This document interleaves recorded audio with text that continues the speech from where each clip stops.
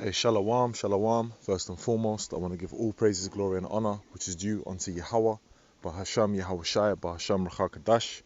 Double honor to the apostles and elders, a great most honorable well, and shalom to the elect that are listening and learning.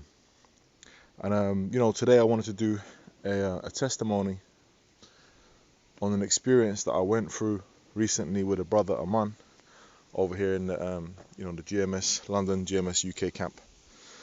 And pretty much, we were on our way to see Elder Ramah, and so we were driving.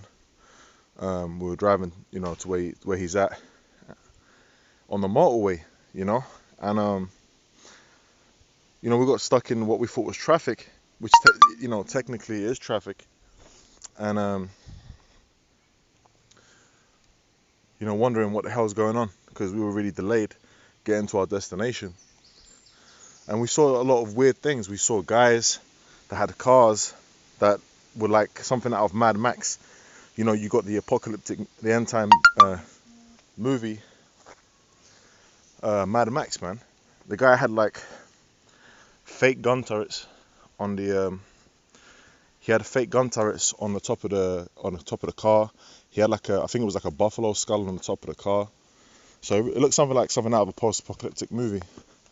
And we saw other vehicles looking the same kind of thing, motorbikes and things of that nature. Nothing that really, that was out of the ordinary, but we didn't really realize what was going on because every time we passed like an intersection where you had a bridge, we saw cars lined up stationary and they were waving and beeping at each other. So I was like, okay, something's going on. You have to excuse me, I'm going on a walk, and I'm not as fit as I want to be, so if I'm a bit out of breath, Salakia. But trying to keep healthy as much as I can, in this flesh. But yeah, back to the testimony. Pretty much, come to find out, man, that there's people going at like 30 miles an hour at the front, okay, delaying everyone and getting in the way of everyone, blocking the way. And it was a protest. Now that reminds me of a scripture which I'm going to get now, okay, in 2nd Ezra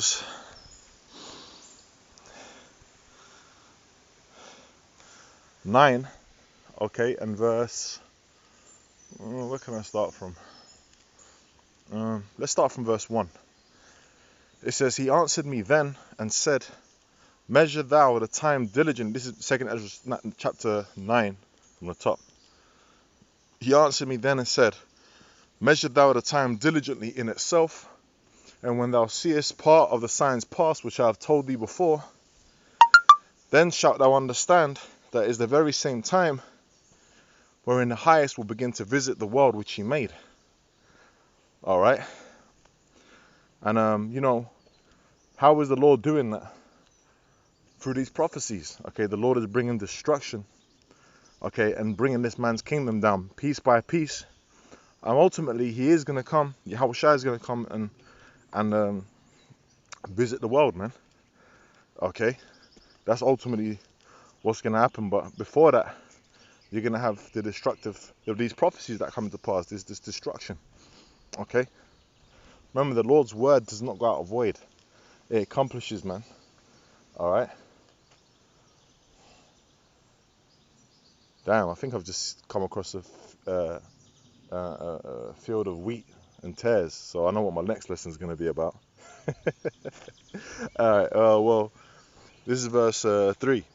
Therefore, when there shall be seen earthquakes and uproars of the people in the world, and is that not an uproar of the people?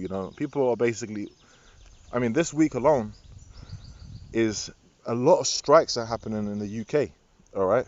In all different kinds of industries. You've got teachers, you've got the transport system, okay? People are not happy, man, because why? The cost of living is going up due to what? Inflation, alright?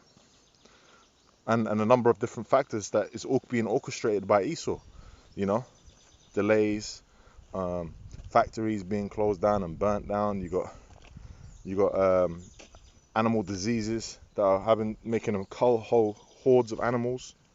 You know, that's just to name a few, man.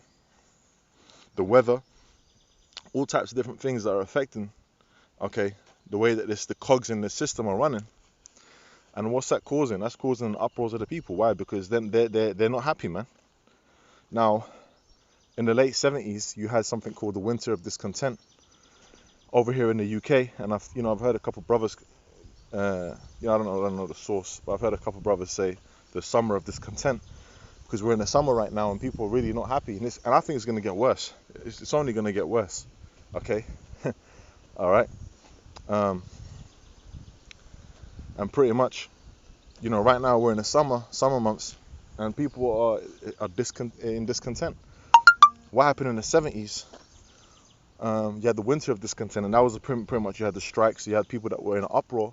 Well, you got the same thing now, all right, and you got uproars all around. You got economic woes. You got Sri Lanka shutting down. Okay, I've been reading articles about that. You got all different countries around the world pretty much feeling it, man. Why? Because there is actually a global squeeze, man, economically, that's happening globally. All right, and what's that all leading up to? The prophecy in Revelation 13 and the 13th chapter and the 16th verse to the 17th verse.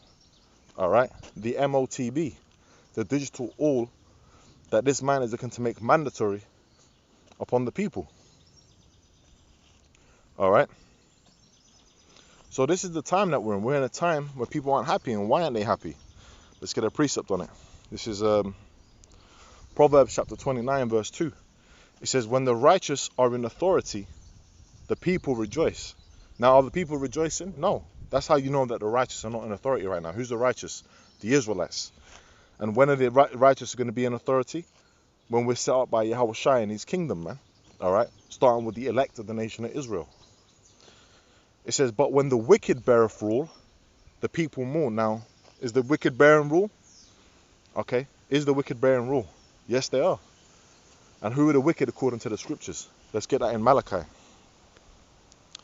This is Malachi chapter 1, verse 4. It says, whereas Edom saith, we are impoverished, but we will return and build the desolate places. Thus saith Yahweh Bashmi Shai of hosts, they shall build, but I will throw down, and they shall call them the border of wickedness, and the people against whom the Lord have indignation forever. Meaning righteous anger. So the border of wickedness, that's talking about what? The nation of Edom. Okay? Who is Edom? Edom came out of a man named Esau. The progenitor of the Edomites is the man called Esau. Alright? And who are they today? The so-called white man. Alright? That's who the earth's been given into the hand of. That's in Job, the 9th chapter. In fact, let me quickly just read that. This is Job chapter 9, verse 24. The earth is given into the hand of the wicked. He covereth the faces of the judges thereof, if not where and who is he? And who's covered the faces of the judges, man? Who's put up their images as the images of God? As the images of the Son of God? Alright? Who's covered up the images of the Lord's people? Alright? The Edomites have done that, man. That's why you got so-called white images all over, okay, showing themselves as their powers, as the Most High. Okay, as you got the Sistine Chapel as an example. Michelangelo's painting on the ceiling. Okay, the finger of God or whatever they call it. You got the images of Serapis Christus posted all around the world. Okay, posing as Yahweh Shai. That's not the Lord, man. Okay, it outlines in the scriptures what the Lord looked like in Revelation, the 1st chapter, and also in Daniel's the 10th chapter. Okay, and from the 5th to the 6th verse. So we have the truth. And the thing is, we actually know what's going on. That's why the scriptures say what? In Isaiah 33 and 6, it says what? And wisdom and knowledge shall be the stability of thy times, and strength of salvation. The fear of the Lord is his treasure. So we're stable in these times. Okay, does that mean that? Okay, what does it? Okay, what does that mean? That means that we're gonna be stable-minded because we what? First of all, we know what's happening. We know according to the prophecies we have faith. And we also believe and have faith and hope that we're going to be protected and looked after in these times. As things get worse, okay, we're going to be looked after now. We are going to have to go through, tribulation. Why? Because there's a precept on it. Let's get it. In Acts chapter 14, verse 22, it says, confirming the souls of the disciples and exhorting them to continue in the faith, and that we must through much tribulation enter into the kingdom of Yahweh Shem Shai. So we're in that now, but it's only going to get more turned up, man. But we're going to be looked after. That's our faith. Our faith is that we're going to be looked after by Yahweh Shem Shai. Why? Because, the Lord cares for his elect, man. That's in, let's get that in Wisdom of Solomon chapter 3, verse 9. In fact, I'm going to start from verse 1. But the souls of the righteous are in the hand of God, and there shall no torment touch them. We're going to be looked after. In the sight of the unwise, they seem to die, and their departure is taken for misery. And you had righteous men that died, that passed, okay? And you're going to have men in this time, okay? Remember, this is the time of our salvation, but you're going to have men in this time that, according to members of the elect, according to the scriptures, that's in Revelation, the 20th chapter and the 4th verse, that are going to be beheaded for the witness of Yahweh Shai. Okay, going to be, caught, hemmed up by these elite puppets, their soldiers, and, and beheaded, man, for the witness of the word, for not taking that MOTB and for trusting in Yahweh Shem Shai. It says, and they're going from us to be utter destruction, but they are in peace. So ultimately, those that die in the Lord are in peace. For though they be punished in the sight of men, okay, put your head in the guillotine, all kinds of things, whatever they're going to do, spit on you, whatever they're going to do, man. Remember how they treat our Lord, okay? Ain't going to be no different this time, man, okay? The servant is not above its master. We got to go through what we got to go through too. Yet, for though they be punished in the sight of men, yet is their hope full of immortality. And having been a little chastised, remember this is a little season and this devil's ruling, they shall be greatly rewarded. Oh, that's talking about, remember that eternal weight of glory. For Yahweh Shem Shai proved them and found them worthy for himself. This is about being worthy. As gold in the furnace have he tried them and received them as a burnt offering. Oh, why? Because our lives are forfeit. We've sacrificed our lives, man. Okay? Which we're not really alive, man. No life here. Okay? That's why, we go out on the highways and byways. We abstain from, certain activities. We keep the laws to the best of our ability. All right. You ain't close with people in the world.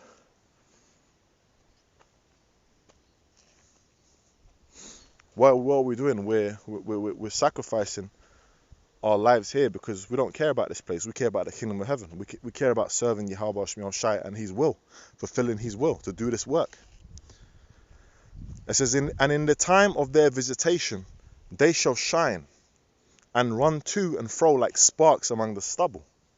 They shall judge the nations and have dominion over the people, and their Lord shall reign forever. Okay? Because we're ultimately what? We're going to be given rulership and dominion over all these lands and all these people, man. Okay? The elect are going to be what? We're going to be a nation of kings and priests, but the elect, man, there's levels in the kingdom. The elect are going to be the top. The governing body. It says, now this is the point, verse 9. They that put their trust in him shall understand the truth. And we understand the truth. Wisdom, knowledge, man, that's the stability. This truth is our stability. And such as be faithful in love shall abide with him. For grace and mercy is to his saints, which are the Israelites, and he have care for his elect. All right, so we're going to be looked after, man. There's many scriptures on that. Isaiah 65 comes to mind, and all the different accounts of the prophets that were looked after in turmoil, in times of trouble. All right, the scriptures say the Lord is a very present help in time of trouble, man. So we got things to look forward to. As this place, these people are in despair, and as this place goes down, pretty much we got things to look forward to, man. So anyway, with that, man, I'm going to close out till the next one. Shalom.